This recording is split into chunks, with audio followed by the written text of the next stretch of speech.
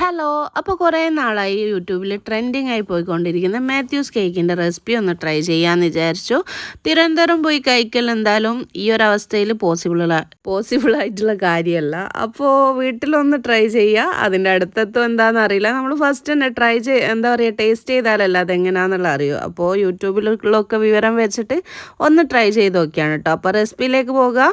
അപ്പോൾ ഇതിനായിട്ട് സ്റ്റാൻഡ് മിക്സറിൻ്റെ ബൗളിലേക്ക് 4 മുട്ട, 1 ടീസ്പൂൺ വാനില എസൻസ്, ഒരു പിഞ്ച് ഉപ്പ് കൂടെ ചേർത്ത് നന്നായി ഒന്ന് ബീറ്റ് ചെയ്തെടുക്കുക. ഇനി ഇതിലേക്ക് ഏകദേശം ഒരു അരക്കപ്പോളം പഞ്ചസാര കൂടെ ചേർത്തിട്ടുണ്ട്. ഞാൻ മധുരം കുറച്ചിട്ടാണ് കേട്ടോ ചെയ്തിട്ടുള്ളത്. പിന്നെ ഏകദേശം ഒരു ഫ്ലഫി ആയി വന്നു കഴിഞ്ഞാൽ ഇതിലേക്ക് ഒരു 1/4 കപ്പ് ഓയിൽ കൂടെ ചേർത്ത് പിന്നെ ലോ സ്പീഡിലൊന്ന് ബീറ്റ് ചെയ്തെടുക്കാം. ഇനി ഇതിലേക്ക് ഡ്രൈ ഇൻഗ്രീഡിയൻസ് ആയിട്ട് 1/4 കപ്പ് കൊക്കോ പൗഡർ, 3/4 കപ്പ് മൈദ, 1 ടീസ്പൂൺ ബേക്കിംഗ് പൗഡർ കൂടെ ചേർത്ത് നന്നായി ഒന്ന് മിക്സ് ചെയ്ത് 1/4 ടീസ്പൂൺ ബേക്കിംഗ് സോഡ കൂടെ ചേർക്കണം കേട്ടോ. അപ്പോൾ എല്ലാം കൂടെ മിക്സ് ചെയ്ത് നന്നായി സീവ് ചെയ്തതിന് ശേഷം നേരത്തെ അടിച്ചു വെച്ച മുട്ടയുടെ ബാറ്ററിലേക്ക് കുറേശ്ശായി ചേർത്ത് കൊടുക്കുക. പിന്നെ 1/2 കപ്പ് പാല്, ചൂടുള്ള പാൽ തന്നെ എടുക്കുക കേട്ടോ.